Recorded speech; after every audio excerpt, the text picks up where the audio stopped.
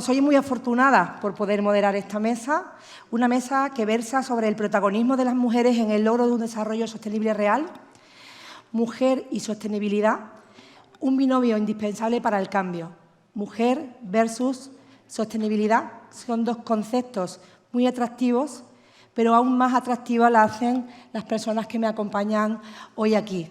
Yo además añadiría un concepto más, que es el de identidad, porque creo que es la primera mesa en la que todas somos mujeres, es obvio, ¿no? Vamos a hablar de mujer y sostenibilidad, pero también hay dos mujeres con una identidad que coincide pues, con la sede de aquí, que son de Huelva, que también es la primera vez que tenemos a dos mujeres de Huelva en la mesa, y una tercera que es de Cádiz, así que bueno, tenemos una gran representación de Andalucía aquí con la mujer versus sostenibilidad.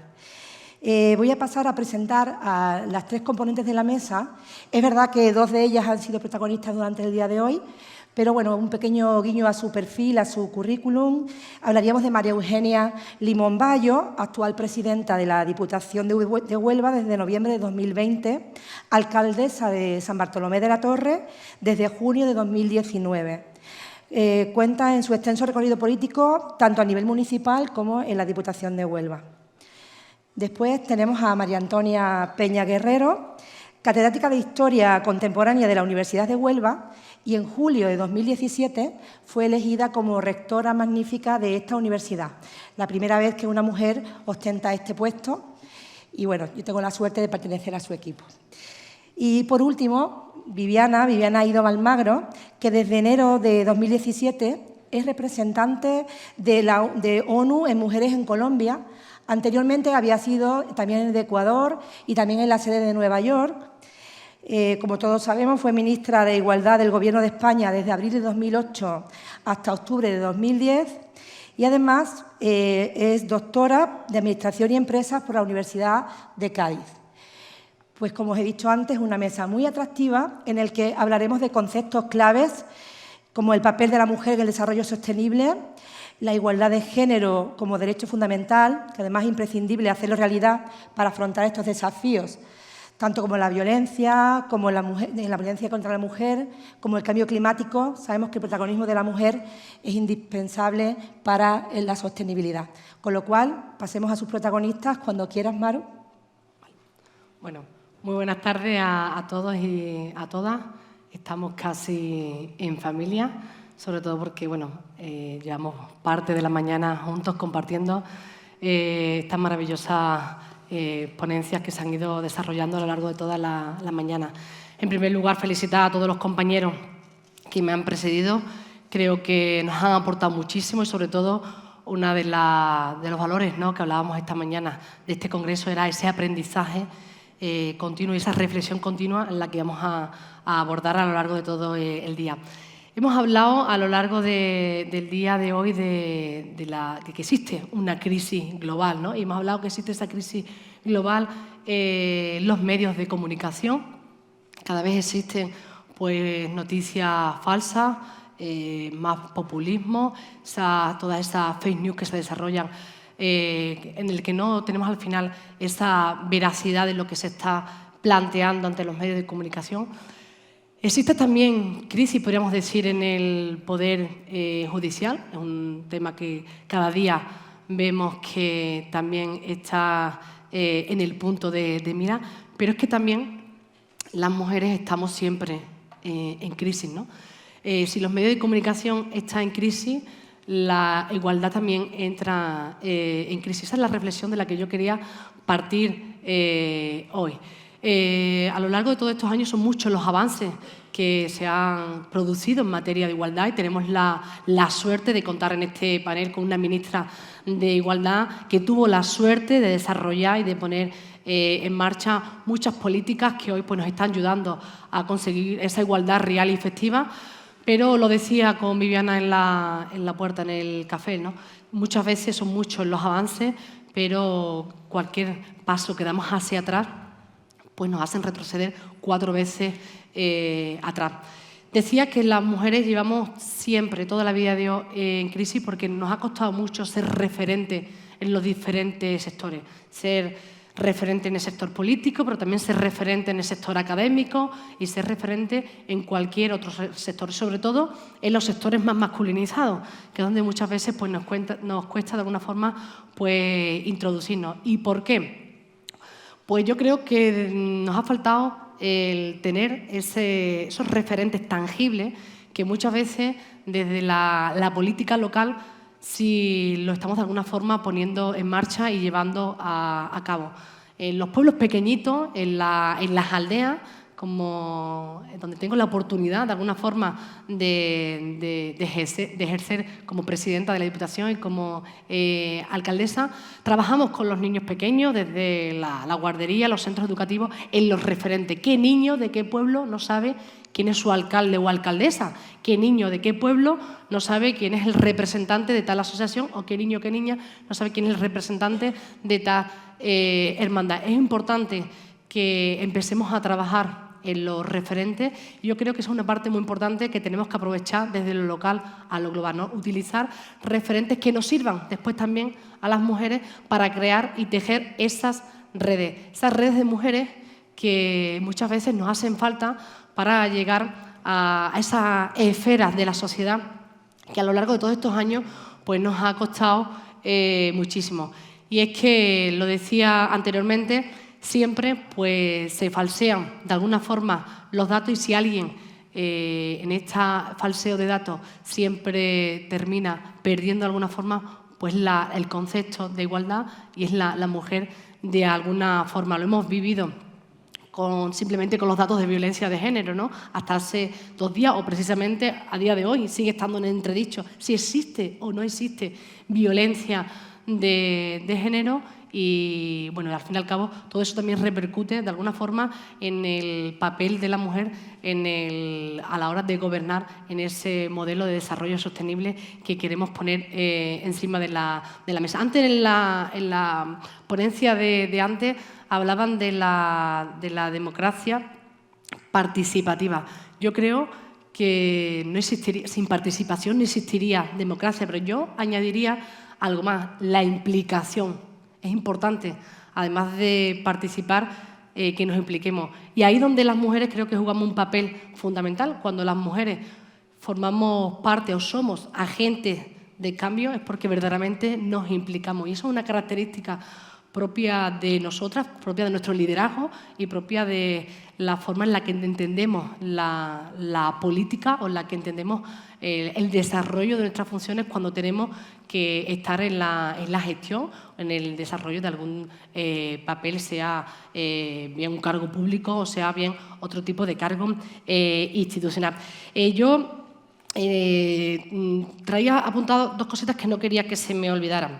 Hay una parte muy importante cuando hablamos de gestionar a través del desarrollo sostenible, que es el punto de partida del que partimos las mujeres. Siempre, siempre, siempre partimos de una situación más vulnerable, porque hasta hace 2 días pues, no hemos participado en política, no hemos participado en la toma de decisiones, no hemos tenido esos referentes que anteriormente mencionadas, con lo cual creo que las mujeres, ante ese logro del desarrollo sostenible, tenemos que tener en cuenta uno de los retos, que es el punto de partida que tenemos, que es que siempre pues, nos hacen partir de una parte más vulnerable. Y por otro lado, el liderazgo. No hemos tenido la posibilidad de tener liderazgo que podamos de alguna forma establecer de cara a establecer esa red entre mujeres. Cada vez que al final una mujer de alguna forma ha establecido el liderazgo de alguna forma, o el activismo político, el activismo académico, al final incluso pues por el modelo de sociedad que tenemos ha jugado incluso se ha jugado su propia vida. Por tanto, y para terminar esta primera parte, creo que hay 3 puntos muy importantes a la hora de gobernar el desarrollo sostenible, que es seguir trabajando en igualdad con la incorporación de la perspectiva feminista, pero sobre todo incorporando a los hombres. Tenemos que recordar que en materia de igualdad el feminismo no es otra cosa que la igualdad real entre hombres y mujeres, no es otra cosa, ¿vale? Que es un concepto que parece que está bastante acuñado, pero a día de hoy todavía hay que redefinir. el que tengamos referentes reales que nos ayuden a crear esas redes y, sobre todo, y una parte muy importante que no quiero que se me olvide en el día de hoy, es la corresponsabilidad. Ese reparto igualitario de las tareas no remuneradas que, de alguna forma, es el que nos tiene también que poner en ese punto de mira a la hora de conseguir pues, todos esos retos y todos esos desafíos que tenemos por delante las mujeres a la hora de gestionar desde el desarrollo sostenible. Muchas gracias, Maru. Muchas gracias.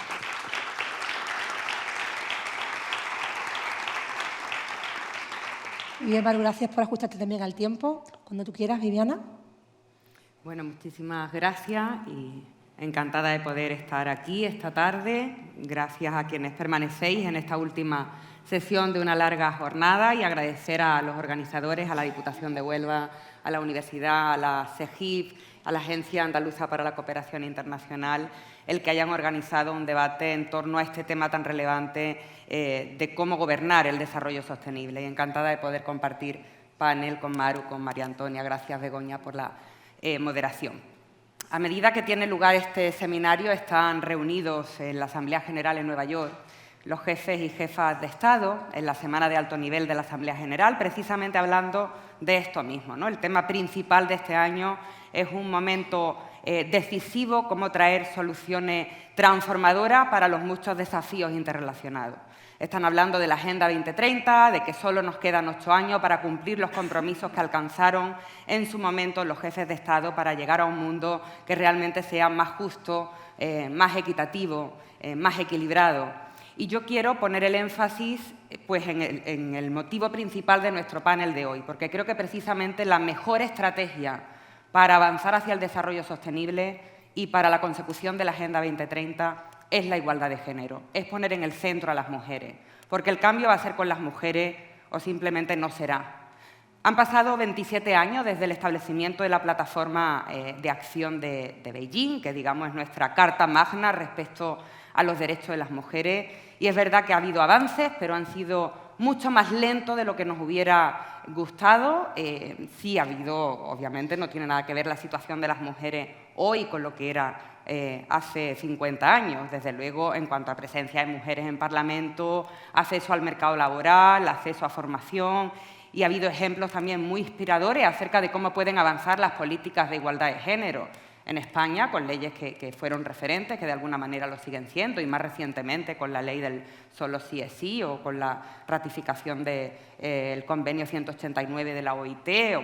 Y si nos vamos a América Latina, hemos visto en Argentina, por ejemplo, el movimiento de los pañuelos verdes, de las mujeres clamando justicia respecto a esas más de 3.000 mujeres que perdieron la vida por abortos clandestinos y sin garantía, y que han conseguido, gracias a ese activismo, que se apruebe una legislación más justa en materia de interrupción del embarazo. O hemos visto, por ejemplo, en Chile, cómo las mujeres llenaban las plazas generando tendencia mundial respecto a la violencia sexual. Hemos visto también nuestros 8 de marzo masivo con tantísimas mujeres y hombres y gente de todas las edades en las calles. Es decir, creo que hay como muchos motivos, sin duda, para la esperanza, ¿no? Respecto a esos ejemplos y esos modelos inspiradores de que los cambios pueden darse. En Colombia, donde vivo actualmente, pues tiene, por ejemplo, el acuerdo de paz que se firmó hace 5 años entre el Gobierno y las FARC, que es el primero en el mundo que incorpora el enfoque de género con medidas y con indicadores concretos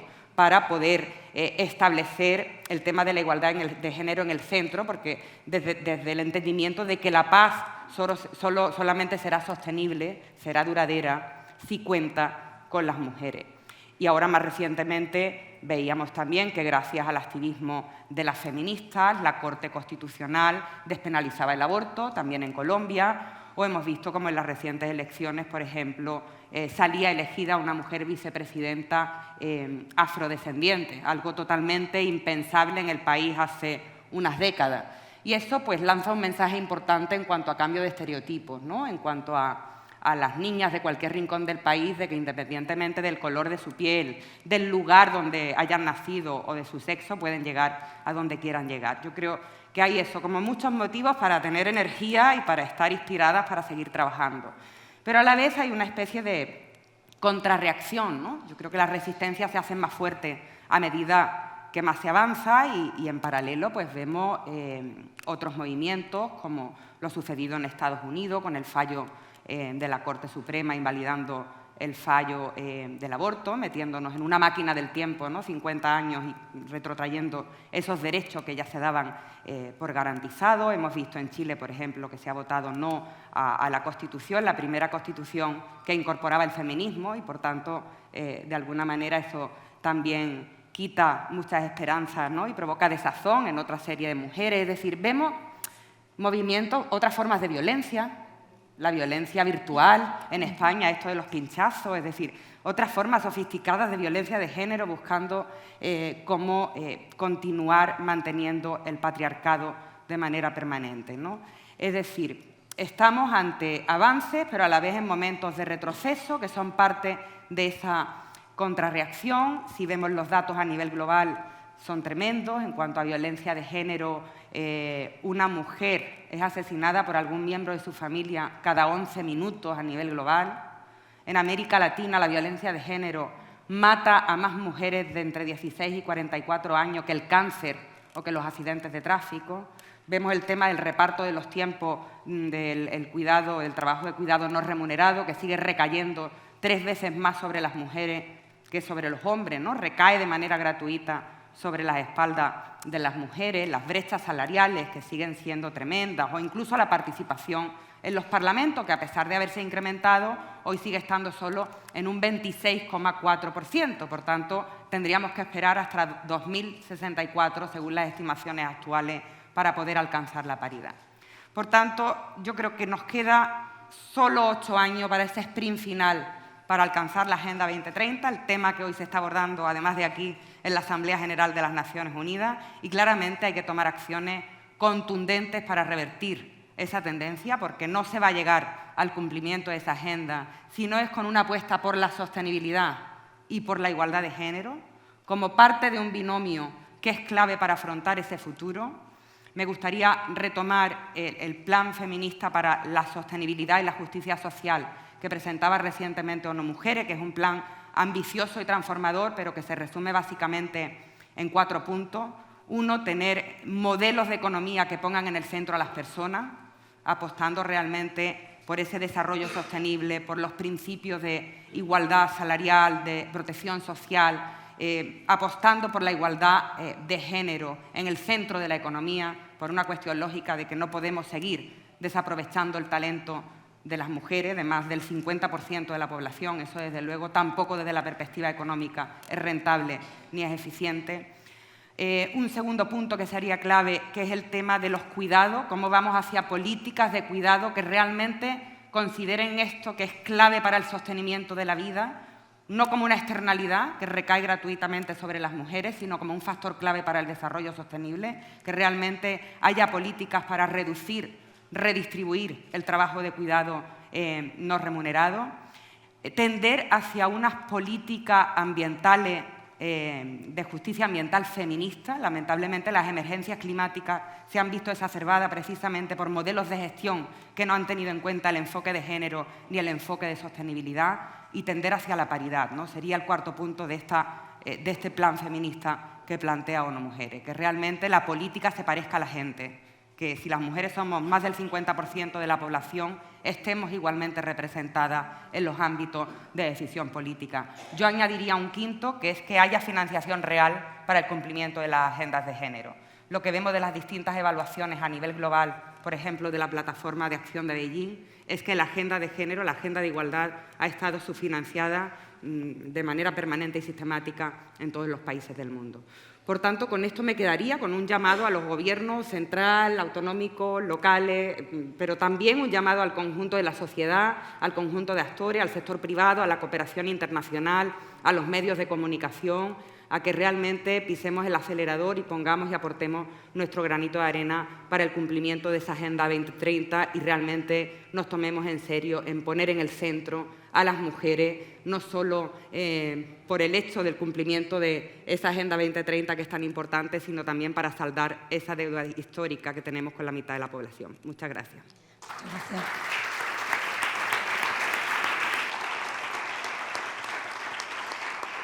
Bueno, muchísimas gracias, Viviana. Has dejado unos conceptos que luego retomaremos claros y claves para el posterior debate. Y ahora, como no, pues esperamos la exposición de nuestra María Antonia Peña, cuando tú quieras. Muchas gracias, Begoña. ¿No suena?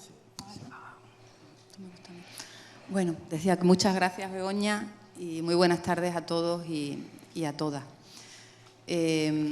Yo esta mañana, en las palabras que tuve durante la inauguración, pues agradecía a la Diputación, a la SEGIP, a la Junta de Andalucía a través de su agencia para la cooperación internacional, pues haber tenido la iniciativa de preparar este debate y sobre todo de haberlo traído a la Universidad de Huelva. Y ahora quisiera volver a agradecer en este caso que haya contado conmigo para estar en esta mesa en la que se va a hablar del protagonismo de la mujer en el desarrollo sostenible y de igualdad, en definitiva.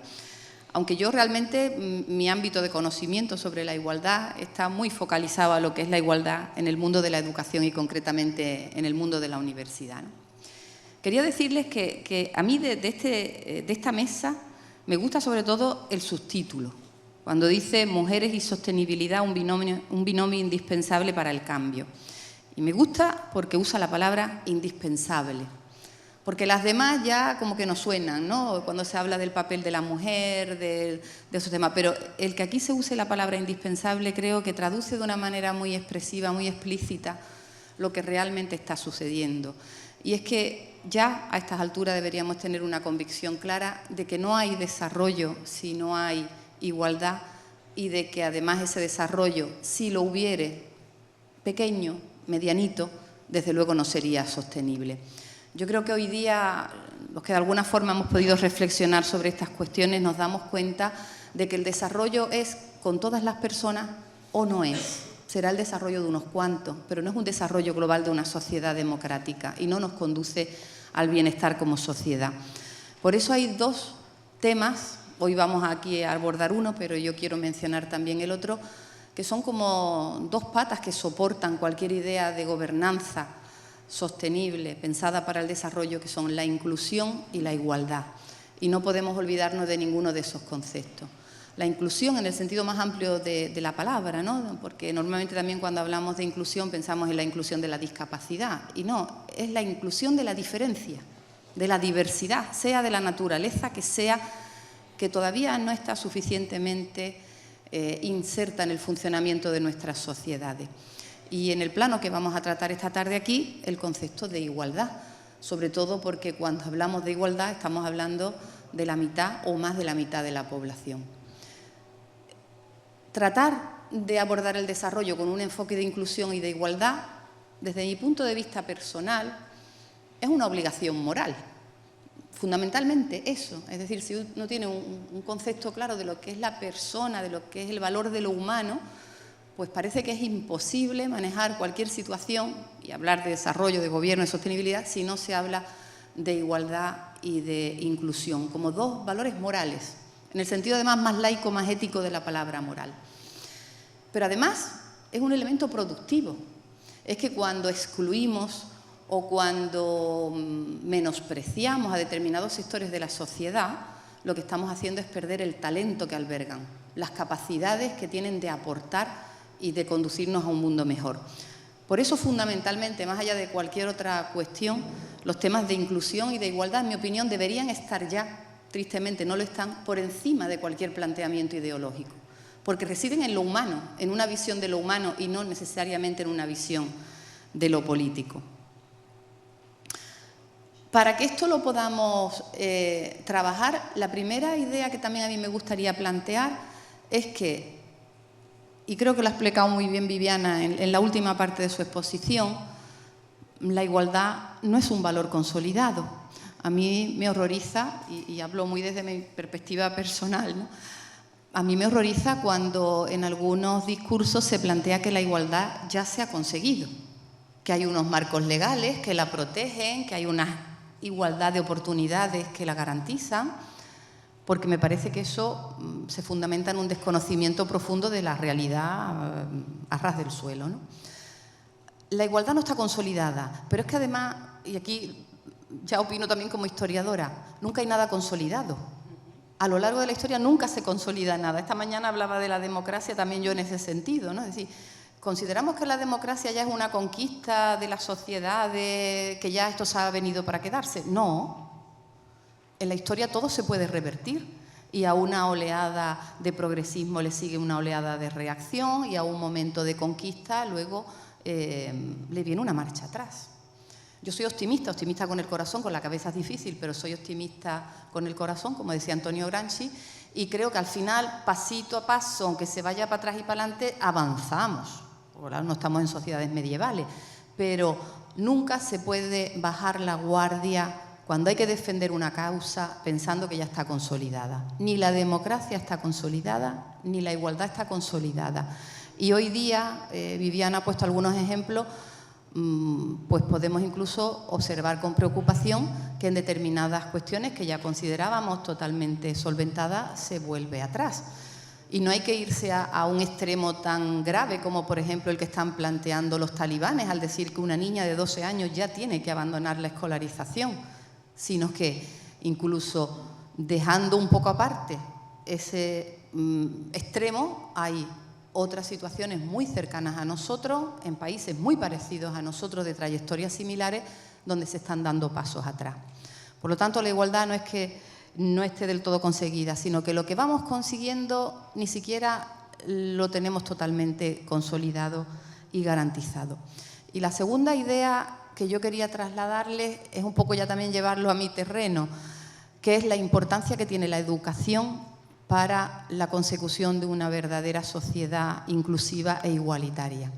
Sin una educación correcta, sin una formación en valores, desde que el niño entra en una etapa de escolarización primaria hasta que termina, es imposible transformar una sociedad. La educación tiene un poder transformador que no lo tiene ninguna otra cosa. Y a veces pienso, incluso formando yo parte del sistema educativo, que desperdiciamos una ocasión magnífica de formar a los ciudadanos y a las ciudadanas en valores. Y cuando hablo de educación, no solamente hablo en el sentido escolar, sino de esa pedagogía que es necesaria hacer en toda la sociedad.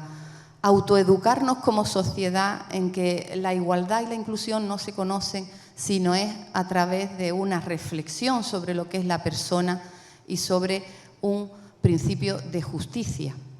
Yo hablaba antes de que la igualdad y la inclusión son un imperativo moral, pero es que también son un imperativo de la justicia. No puede haber una sociedad justa si no trata con justicia a todos sus componentes. Por eso es muy importante que, aparte del papel formativo de la educación, la formal, ¿no?, la oficial, también nos demos cuenta de que hay que seguir formando al resto de la sociedad, pues para cambiar mentalidades que siguen considerando que el hombre y la mujer no pueden desempeñar la misma labor en la sociedad, para desarraigar repartos de roles artificiales que atribuyen desde la más tierna infancia a las mujeres unos determinados papeles en la sociedad y que la excluyen de otros, para trabajar los referentes. También hablaba Maru de los referentes. Esto es importantísimo porque todos construimos nuestra socialización en base a modelos. Si no somos capaces de poner por delante de las propias mujeres ejemplos de mujeres, vamos a tener mucha dificultad para avanzar en este terreno. Y finalmente creo que la gran revolución pendiente, si acaso luego hablamos un poquito más de esto, Begoña, ya yo termino, la gran revolución pendiente es una revolución silenciosa y muy difícil de abordar porque tiene que transcurrir en el espacio de lo privado, que es la revolución doméstica. Las mujeres hemos conseguido mucho en la esfera pública, en llegar a cargos, en gestionar empresas, en acceder a profesiones que antes eran impensables, pero tenemos muchísimo que transformar radicalmente en los espacios de lo doméstico, donde siguen generándose muchísimos lastres, incluso, como luego trataré de explicar, para el desarrollo de la carrera universitaria. Con esto yo termino para que demos paso a poder hablar de más cosas. Muchas gracias. Gracias.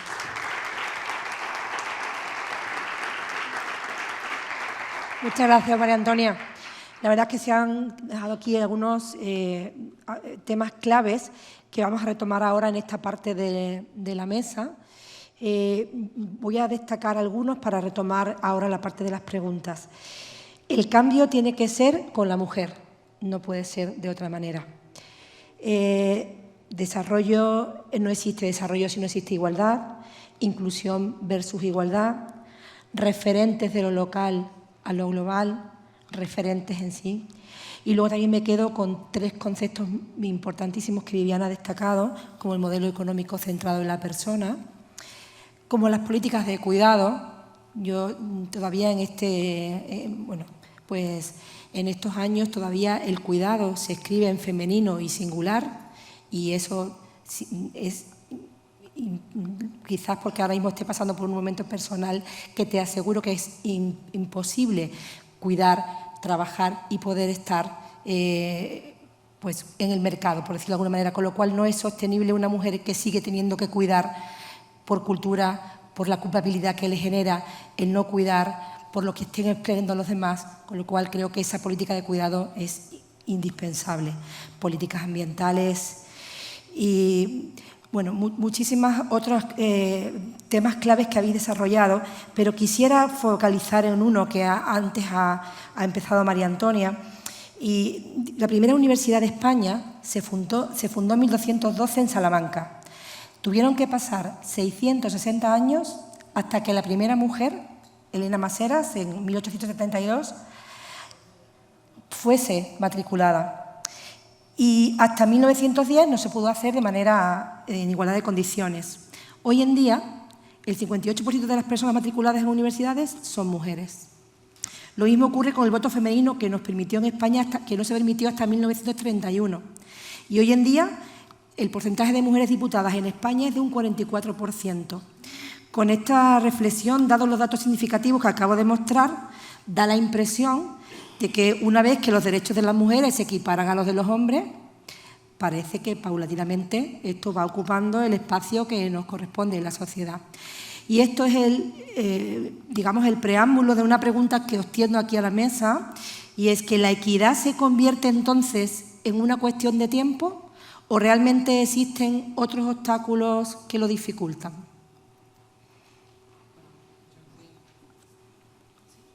No se escucha, ahora sí. Por supuesto, existen otros obstáculos que la dificultan, lo acabamos de ver con la pandemia, ¿no?, que recientemente hemos tenido. Al final el COVID pues, ha puesto de manifiesto pues, ese rol femenino, ¿no?, que hemos estado hablando anteriormente de cuidadoras, ¿no? Nos ha devuelto a muchas mujeres otra vez a la casa. Son muchas las mujeres las que han tenido pues, que dejar de trabajar para cuidar a esos niños que estaban sin clase, porque bueno, con el COVID pues, se dejaron de dar.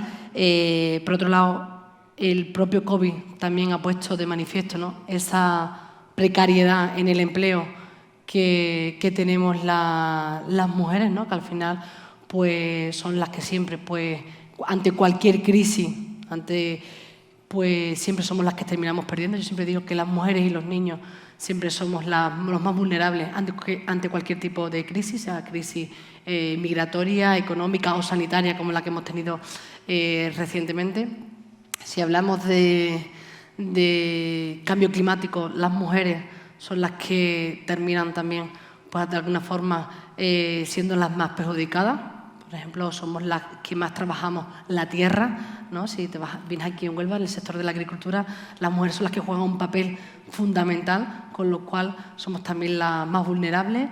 Si hablamos en cuanto a movilidad, pues si somos las que tenemos más precariedad en el empleo, somos las que seguimos cobrando menos, pues muchas veces somos las que no tenemos esa independencia económica para tener un coche o poder trasladarnos de un sitio a otro, pues, con lo cual cuando hablamos ahora de movilidad sostenible, pues también al final siguen siendo las mujeres las más vulnerables, ¿no? Con lo cual yo creo que esos avances de los que hablábamos nunca terminan de ser consolidados, como decían las rectoras. Siempre viene alguna crisis, siempre viene algún momento histórico, económico, social o medioambiental que hace que al final las mujeres pues terminemos perdiendo. ¿Pero por qué? Porque al final el modelo no está consolidado. Si tuviéramos ese reparto del tiempo, ese reparto de tareas, esa corresponsabilidad o esa agenda feminista de alguna forma presupuestada, pues yo creo que al final la mujer no tiene que volver a relegarse a la tarea de lo privado, a la tarea del hogar y a las tareas que a lo largo de todo este tiempo pues hemos sido las que mayoritariamente hemos desarrollado. Es cierto, es verdad que se han dado muchísimos pasos, es cierto, es verdad que hemos alcanzado cotas importantes en la esfera de lo público, pero cada vez que existe una crisis, pues al final somos siempre las más perjudicadas. Muchas gracias. Bueno, yo es que... Sí, ahora sí. ¿Sí? Sí. Bueno, cuando, por ejemplo, Begoña cuenta esas cosas, ¿no? Esa especie de pequeña reseña histórica que ella ha hecho, yo me pongo muy mala. Es decir, yo me pongo de los nervios porque normalmente cada vez que hay un texto sobre igualdad de la mujer en la universidad se cuenta eso, ¿no?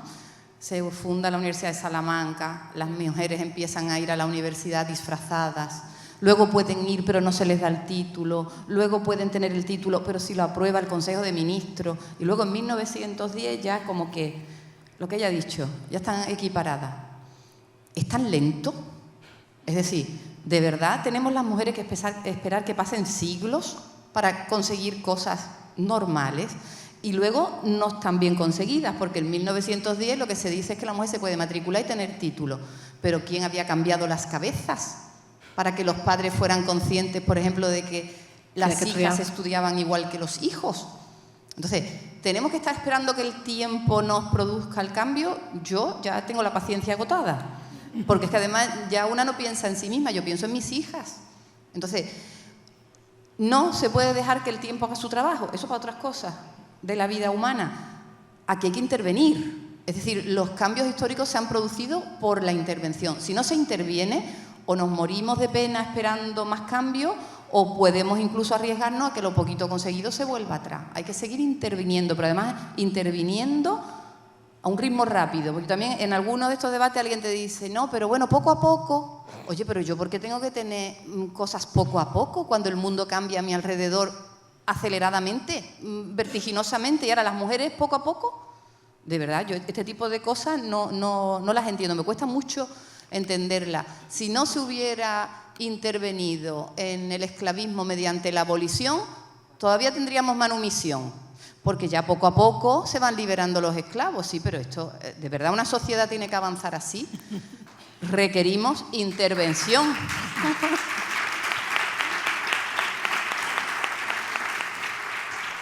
Bueno, yo me alegro de que aplaudáis, no porque lo haya dicho yo, sino porque creo que este es un argumento en el que hay que insistir mucho, que no hay tiempo ya, que el mundo está cambiando y esto tiene que cambiar también. Estoy de acuerdo también, creo que vi una pancarta una vez que decía, por el camino del poco a poco llegamos a la meta del nunca jamás. Creo que realmente la igualdad no va a llegar por sí sola, ni se va a dar por inercia, porque el patriarcado nos lleva siglos de ventaja.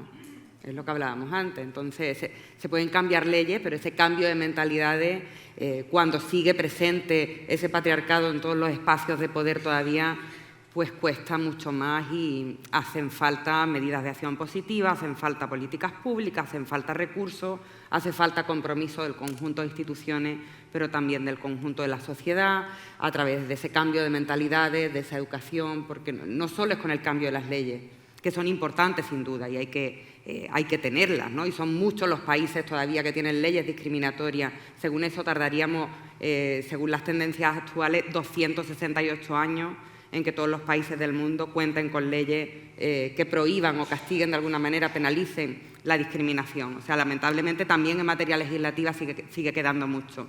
Pero a pesar, por ejemplo, que en países como el nuestro tenemos una legislación muy avanzada en materia de derechos de las mujeres, muy robusta, sigue quedando muchísimo terreno y mucho por hacer y todavía los datos y los informes nos hablan de que hay que esperar más de un siglo para conseguir esa igualdad real y efectiva. Yo creo que ni las mujeres, ni desde luego las mujeres jóvenes, ni las niñas quieren o pueden esperar otro montón de generaciones para ver que la igualdad real y efectiva sea un hecho, ¿no? Y no nos podemos quedar con la igualdad legal, porque la igualdad o es real o simplemente no es igualdad. Y obstáculos siguen existiendo muchos, Maru mencionaba algunos, yo creo que ahí está la violencia de género como uno de los factores estructurales que perpetúan la desigualdad y, desde luego, como uno de los principales obstáculos para la transformación social. Y luego está también este tema de la falta de financiación, ¿no? Las políticas de igualdad no pueden ser solo palabras. Hay que pasar de las palabras a los hechos, hay que pasar del papel a la acción. Entonces hay que poner como todo el compromiso político y también financiero para garantizar que realmente pisamos el acelerador y llegamos a una meta que sea la de la igualdad real y efectiva, ya que estamos cansados de esperar. Sí. Muy bien. Yo tengo preparadas 2 preguntas que luego retomaré, pero creo que han salido tantos conceptos tan importantes que creo que el público igual ahora le apetece intervenir y luego vamos gestionando el tiempo, porque eso sí vamos a ser muy puntuales. Y si os parece, pasamos ahora a las preguntas que hace el público, porque he visto aquí como mucho no verbal de ganas de participar, y luego si no, pues vuelvo a retomar con las preguntas que yo tengo por aquí. ¿Alguien quiere romper el hielo o yo sigo?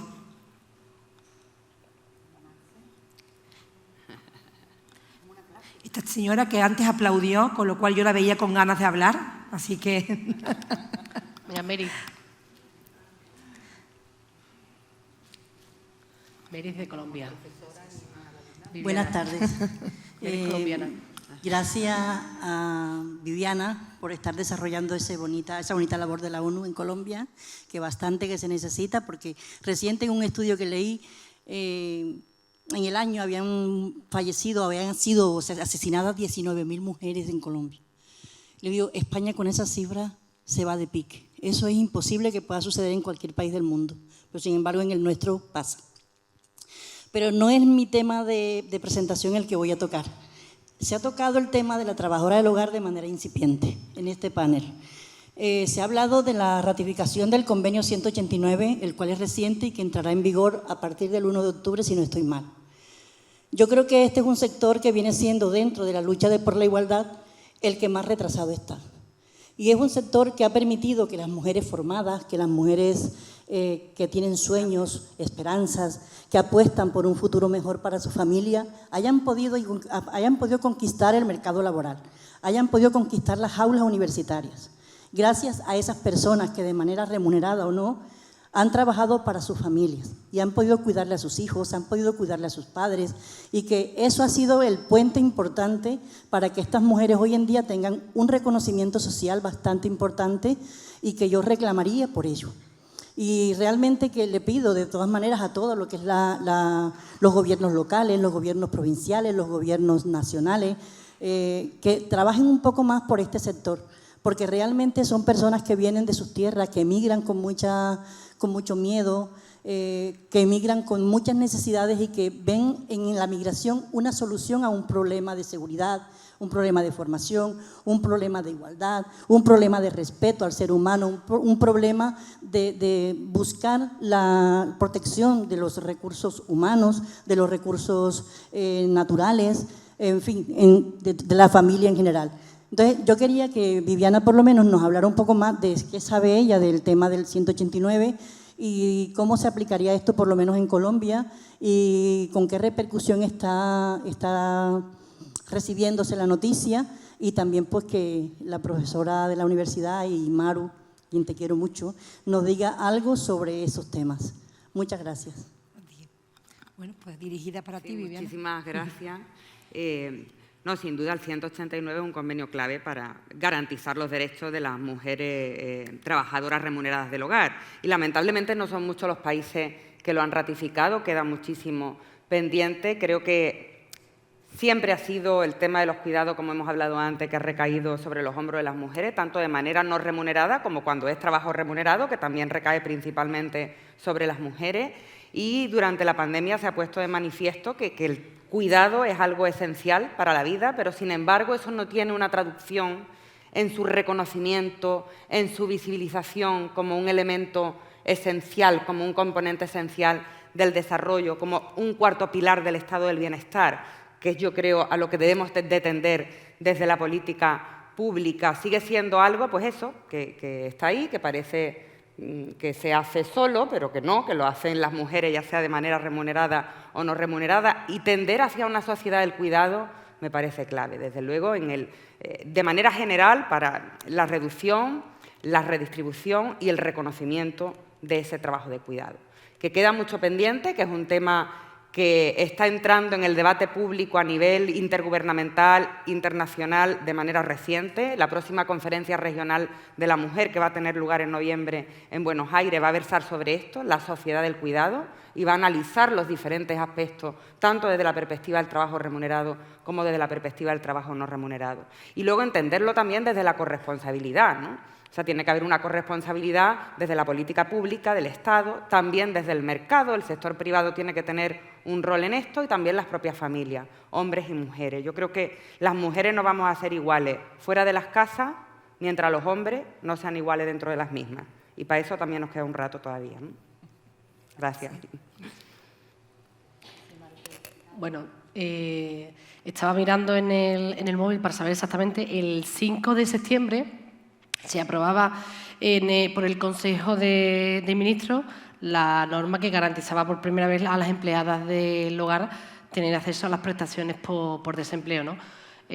Algo que sobre todo desde el tejido asociativo, desde las asociaciones de personas migrantes, en este caso desde Huelva para Todos, bueno, lleváis trabajando muchísimo a lo largo de todos estos años, ¿no? Algo también que te quiero agradecer públicamente, también está aquí Isabel Brito, que está trabajando con vosotros de la mano, porque creo que es un reconocimiento, ¿no?, a esa tarea del hogar que millones de mujeres vienen desarrollando, pero sobre todo yo le añadiría a esa doble vulnerabilidad, las mujeres migrantes vienen desarrollando, porque al final a lo largo de todos estos años, mientras que la mujer autóctona, podríamos decir, hemos evolucionado, nos hemos incorporado al mercado laboral, nos hemos incorporado a puestos de responsabilidad, han sido esas mujeres migrantes las que de alguna forma pues, nos han ayudado en esas tareas del hogar, en esas tareas de los cuidados, que por fin pues, ahora se ve de alguna forma pues mejoradas y de alguna forma se ven reconocidas legalmente para que también pues estas mujeres no tengan que trabajar de alguna forma sin estar dadas de alta, que la mayoría de las veces es como lo han desarrollado parte de los trabajos, sino que exista una norma que de alguna forma pues, le dé esa cobertura, le dé ese paraguas y que el día de mañana pues, pueda también tener su derecho al desempleo. Mujeres, como bien sabes, Mary, formadas y preparadas, que encontraron en esas tareas de los cuidados, en esas tareas del hogar, su primer empleo para tener una pequeña remuneración en el país que las acogía, para después poder tener esa oportunidad, la incorporación verdadera, podríamos decir, al mercado laboral, porque a través de las tareas del hogar no era incorporación como tal a lo que es la parte económica. Así que bueno, yo creo que son algunos pasitos los que se han dado. Es cierto, es verdad, como dice María Antonia, todo tiene que ir muy lento, pero bueno, yo creo que gracias al movimiento feminista, gracias al activismo político y el activismo ciudadano que se desarrolla a través del tejido asociativo y gracias a la labor de miles y miles de mujeres y hombres que luchan por la igualdad de oportunidades entre hombres y mujeres o entre personas autóctonas, migrantes, sea de cualquier raza, etnia o religión, pues estamos dando pequeños avances, se está reconociendo a una sociedad cada vez más plural y más igualitaria. Bueno, yo rescataría una palabra que dije en mi intervención anterior, ¿no?, que era la de justicia. La dignificación del trabajo del hogar es una cuestión de justicia, su equiparación con cualquier otro trabajo remunerado, que las personas tengan los mismos derechos que cualquier otro trabajo, es una cuestión de justicia. Y es verdad, como decía ella, que ese trabajo femenino en el hogar ha permitido que muchas mujeres pudiéramos hacer una carrera profesional fuera. A lo que tenemos que llegar es a que el empleo del hogar pueda ser desempeñado también igualmente por hombres o mujeres, que no siempre a una mujer que sale a la calle a trabajar la tenga que sustituir una mujer dentro de su casa, porque eso ya habla de que tenemos la cabeza averiada. Y la otra cuestión, que una mujer o un hombre entren a encargarse de las tareas domésticas para que una mujer o un hombre salgan a desarrollar su carrera profesional. Porque incluso a veces en el lenguaje tenemos las propias trampas. Decimos, una empleada del hogar entra para que una mujer pueda desarrollar fuera su carrera. y la pareja de esa mujer, ¿no? Claro. O solo la mujer, porque ya él lo hemos liberado, entonces la empleada sustituye a la mujer que sale. Es que nosotros mismos, a veces en las expresiones tan asentadas ya por el uso, por la cultura, por las inercias, cometemos ese tipo de fallos, ¿no? A lo que tenemos que tender es a que indistintamente pudiera entrar en nuestra casa un hombre o una mujer a encargarse de tareas domésticas o a cuidar de nuestros hijos y tal, y que esa sustitución no se entendiera como la sustitución de la mujer, sino de los responsables de esa familia que se van a trabajar a otra función igualmente digna e igualmente necesaria para la sociedad, porque el problema de esas tareas de cuidado es que no solamente se producen en este contexto de desigualdad, sino que además la sociedad tiende a menospreciarlas cuando son básicas para su funcionamiento. Pero tenemos ahí unos clichés que yo no sé lo que nos tenemos que tomar para ir sacándolos de la cabeza, ¿no? Aprovecho también para comentarte que en esta universidad hay un grupo de profesoras que trabajan sobre esa tríada de mujer, inmigrante y cuidadora de la dependencia, ¿vale? Del fenómeno de la dependencia. Incluso hay una tesis doctoral que se leyó sobre eso y creo que es importante que hay con resultados muy interesantes, como por ejemplo el hecho de, si sabéis que en el sistema sanitario, cuando una cuidadora cuida de un enfermo dependiente, tiene un iconito en ese programa de salud y esa mujer tiene unos privilegios por ser cuidadora. Es importante que se visibilice esa triada de mujer inmigrante y cuidadora de la dependencia, porque esas cuidadoras no pueden tener ese icono. Entonces, estamos, como decía Maru, se están formando, pero que cada vez tenga también esa visibilidad dentro del sistema para poder beneficiarse del cuidado que están realizando. A veces es importante saber lo que la universidad está generando, el conocimiento, para que eso se haga una transferencia en las políticas. Porque, bueno, fíjate, de algo que ha surgido del público, pues curiosamente en esta universidad no solo existen publicaciones, sino también una tesis doctoral, ¿no? Bueno, ¿alguna preguntilla más? Seguro que sí, por el público. Bueno, si no estoy yo, que sigo preguntando, seguro que después se os ocurre alguna cosilla más. Vamos fenomenal de tiempo, así que me puedo alargar un poquito más. Yo hace un tiempecito, en la Noche de los Investigadores del año pasado, que es muy prontito, se habló también de las mujeres científicas, ¿no? Y cuando hablábamos de esto, de participar de esta iniciativa, pues se hablaba mucho de lo que hablaba también Maru al principio, de esos referentes tan importantes, referentes educativos, en el ámbito educativo. Y cuando hablamos de esos referentes femeninos en el ámbito educativo, especialmente en los STEM, ¿no? Que son el campo de la ciencia, las matemáticas, las ciencias duras, las experimentales, tradicionalmente de carácter son masculinos, que habría que generar esos referentes femeninos dentro del propio ámbito educativo. Entonces lanzo esta pregunta en la mesa, que estoy segura que a María Antonia le encantará responder. ¿Qué estrategias debemos seguir en cada uno de vuestros ámbitos para conseguir este objetivo y equiparar también esas referencias femeninas y masculinas? ¿Y por qué, por ejemplo, enfermería o magisterio son disciplinas feminizadas y ingeniería, que veo por aquí el director de la EXI, es masculinizada, ¿no? Bueno, ¿qué creéis que...? Aquí os lanzo esta pregunta. Si queréis, como hay una alusión muy directa, pero yo creo que Begoña lo extendía al propio concepto de mujeres referenciales, ¿no? Que visibilizáramos esas mujeres que pueden servir de ejemplo, por ejemplo, a las niñas, ¿no? Con las STEM tenemos un problema grande, que es un problema grande de la universidad, pero en el fondo es un problema grande de la sociedad, porque lo que hace la universidad como un espejo, con sus números y sus estadísticas, es reflejar lo que está pasando fuera, ¿no? Se ha avanzado mucho en ciencia, la ESE, hay gente que dice que la ESE ya hay que quitarla, porque sí que hay muchas mujeres estudiando química, biología, ese tipo de cosas. El gran problema se concentra fundamentalmente, lo sabe bien Salvador, en las áreas tecnológicas y de ingeniería. Es ahí donde se producen unas brechas digitales tremendas, sobre todo en algunas modalidades, por ejemplo, en el área de la ingeniería mecánica, la ingeniería eléctrica, y, por ejemplo, curiosamente, en el área de informática. Cuento una anécdota para que también nos demos cuenta de la enorme importancia que tiene el lenguaje. Cuando la gente dice que lo del lenguaje es un poco... El lenguaje es muy importante. Y sobre todo esto lo saben los profesores y las profesoras que han estado dando clase en informática desde hace décadas. Cuando informática se llamaba informática, estudiaban muchas mujeres.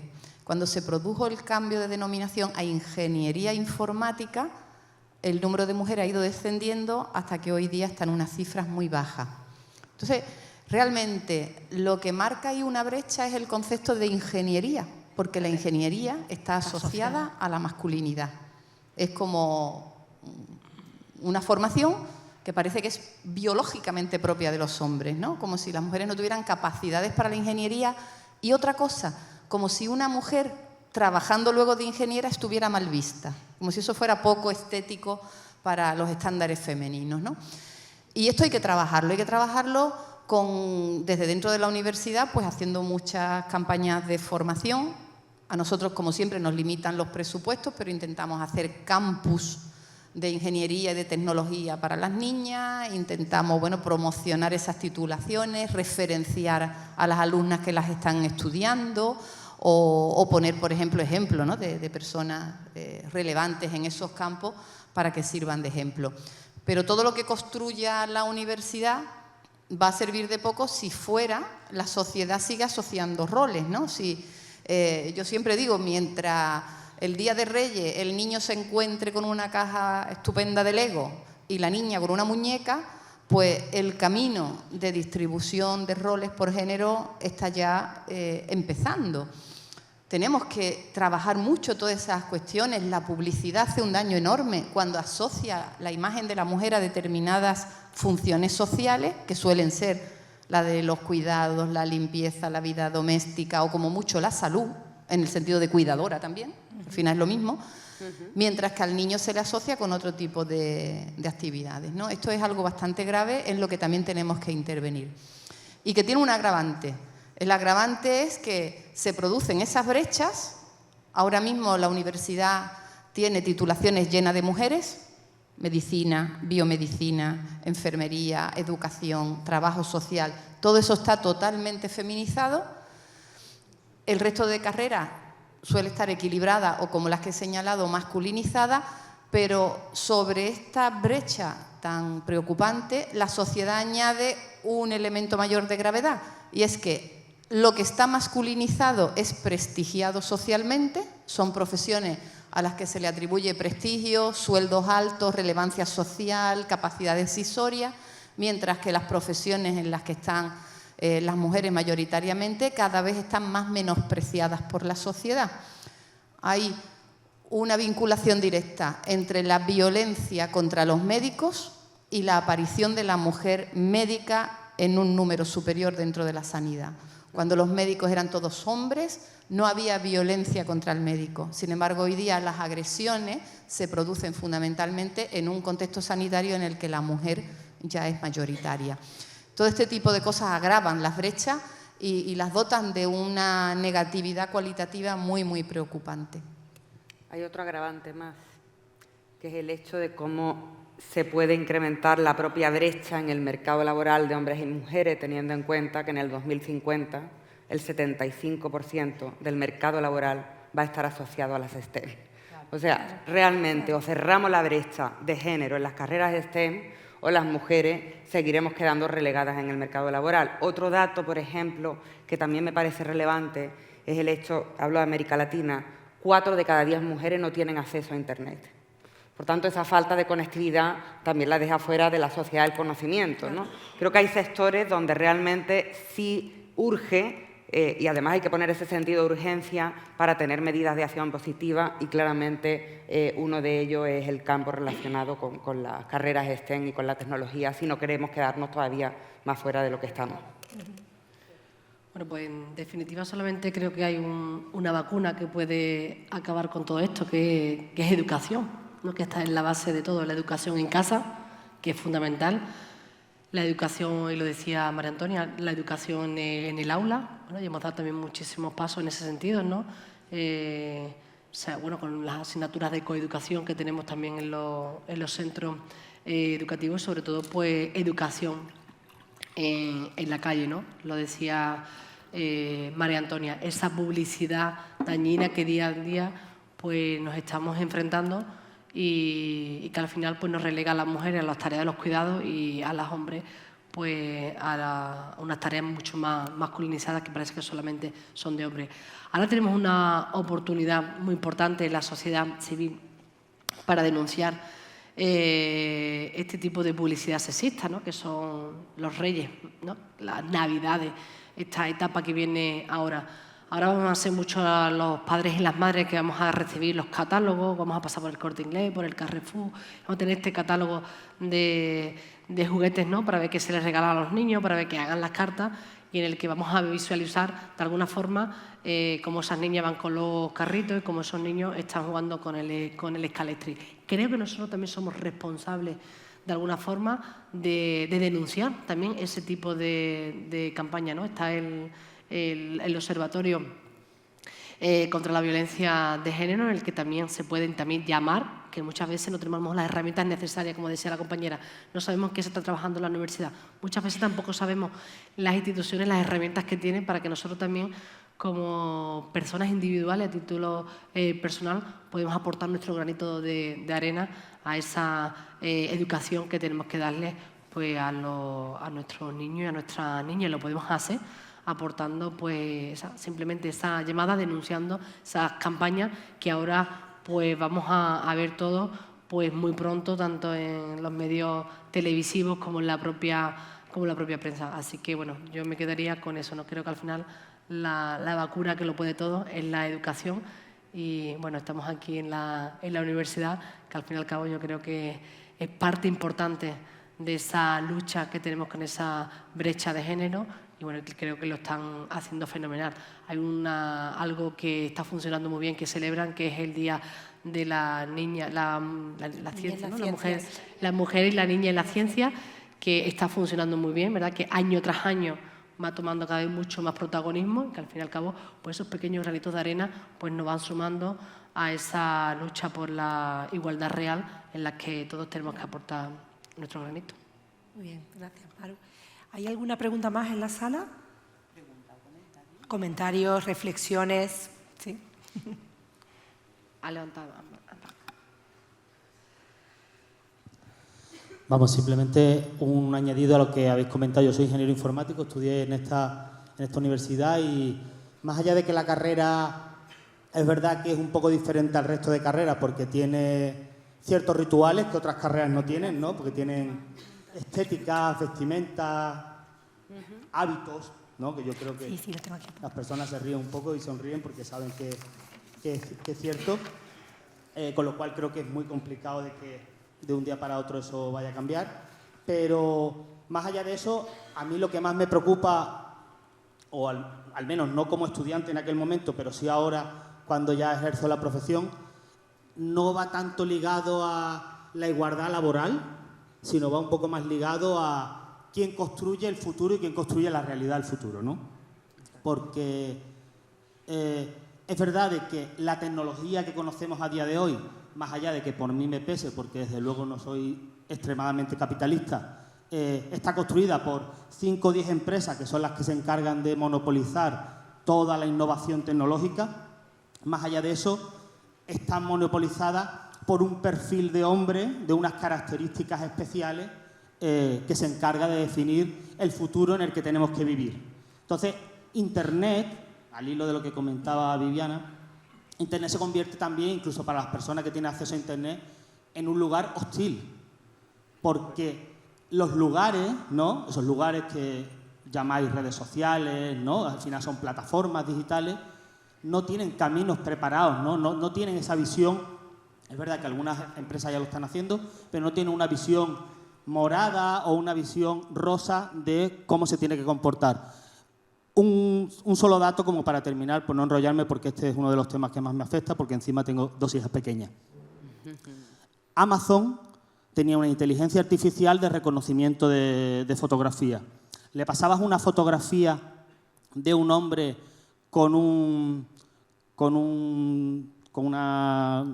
para hacer cuadros en la pared, ¿no? Como una taladradora, y te decía que era un hombre con una taladradora.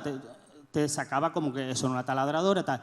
Le ponías una foto de una mujer con una taladradora y te decía que era una mujer con un secador. porque los referentes en los que se ha basado las inteligencias artificiales de estas empresas son referentes del pasado. O sea, el futuro lo estamos construyendo con las peores prácticas del pasado, que son prácticas machistas y de un capitalismo que en algunos casos nos han traído más que penuria a un montón de lugares y sobre todo a colectivos como es el colectivo de las mujeres. Con lo cual, reflexionemos mucho sobre eso porque estamos perpetuando malas prácticas del pasado que estamos intentando dejar de lado, ¿no? Con esas inteligencias artificiales que supuestamente vienen a solucionarnos la vida. Con lo cual, bueno, pues mucho ánimo y verdaderamente yo estaré ahí porque tengo 2 hijas pequeñas y no quiero dejarle un mundo de esas características a ellas. Por eso necesitamos más mujeres estudiando informática, porque cuando se diseñen programas para reclutar para el empleo, para cualquier cosa, la visión de las mujeres tiene que estar presente, si no volverán a ser excluidas, a lo mejor incluso más de lo que están siendo excluidas en la actualidad. Muy bien, al final lo hemos hecho muy bien, porque lo hemos hecho muy a tiempo, porque hemos dejado sobre la mesa, pues creo que temas muy, muy importantes. Fijaros que al principio, cuando me dijeron que moderara esta mesa, yo soy la directora de salud, no de igualdad, y es verdad que tenía como un poco de... Pero luego me he sentido como que tengo muchas ganas de más preguntas y más cosas. Yo decía, bueno, ¿yo qué puedo aportar en esta mesa si yo, mi investigación, mi profesión, mi asignatura es final de vida, acompañar, cuidados paliativos? ¿Qué puedo aportar yo a esta mesa? Pues fijaros, y así creo que voy a despedirla, hay que cambiar el chip de las personas por dentro, en el ámbito doméstico. Tenemos que ver la cultura de donde procedemos, la tela de araña que nos envuelve esos códigos, como decía Durkheim. Al final, fijaros, las mujeres se mueren de manera diferente que los hombres, y eso hay evidencia, os lo aseguro. ¿Por qué? Por eso que estoy diciendo, por esos chips. La mujer, cuando le dicen que tiene fecha de caducidad, solo piensa en el cuidado de sus hijos, mientras que el hombre solo piensa en el cuidado material, en dejar dinero, en que tus hijos estén bien, en que se tengan una carrera y un futuro. Y por eso hacen fondos de inversión antes de morir cuando hay una buena planificación de muerte. No quiero dejar un mal sabor de boca, lo que quiero decir es que si la muerte y el nacimiento son cultura, imaginaros cómo hay brechas de género hasta en esos 2 momentos tan importantes. Gracias. Creo que esa es la buena, el buen final, ¿no? Bien.